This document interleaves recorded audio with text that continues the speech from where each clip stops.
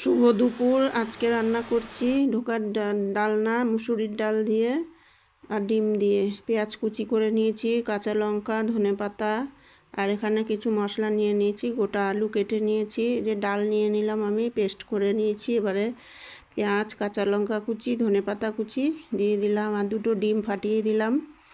এবার ওটাকে ভালো করে গুলিয়ে নেব। একটু নুন, হলুদ, জিরে গুঁড়ো, একটু লঙ্কার গুঁড়ো সব কিছু দিয়ে একটু কাঁচা তেল দিয়ে ভালো করে মাখিয়ে নেব। আর একটু রসুন ঘষে দেব, যেহেতু ডিমটা দেওয়া আছে আঁশটা গন্ধ লাগবে না হলে। একটু ভালো করে গুলিয়ে নিলাম। এবারে প্যান বসিয়ে এবার একটু সামান্য সর্ষের তেল দিয়ে ব্রাশ করে নেব।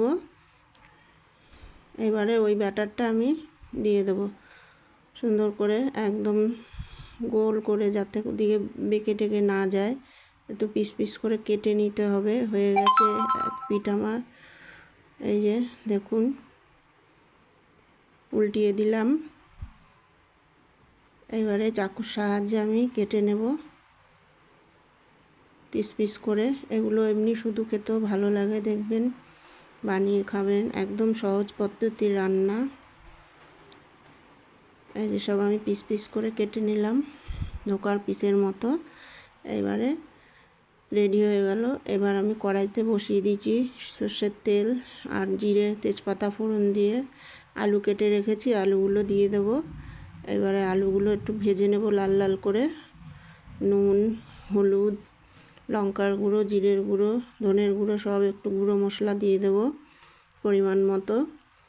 আর ভালো করে নাড়িয়ে ওদিকে বাটা মশলাটা নিয়েছিলাম, টমেটো, রসুন, কাঁচা লঙ্কা, পেঁয়াজ, আদা সব একসাথে পেস্ট করে নিয়ে ভালো করে কষিয়ে নিলাম আলুর সঙ্গে। এই যে আমার ধোকাগুলো এত সুন্দর হয়েছে, শুধু খাওয়া যাবে এগুলো ডালের সাথে।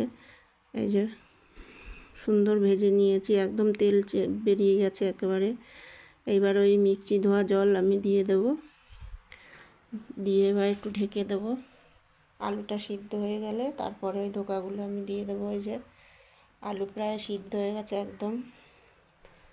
এবার একটু মিষ্টি দেবো, মিষ্টি বাতাসা ভেঙে দিয়েছি একটা, চিনি তো দিইনি। এবারে এই ধোকাগুলো আমি একটা একটা করে দিয়ে দিলাম ঝোলের মধ্যে। কি সুন্দর লাগছে দেখতে, খেতেও ভালো হবে। এবারে আমি হয়ে গেছে প্রায়। এবার গরম মশলা আর ঘি দিয়ে আমি এটা নামিয়ে দেব। রেডি হয়ে গেল আমার ডিম দিয়ে মুসুর ডালের ধোকার ডালনা।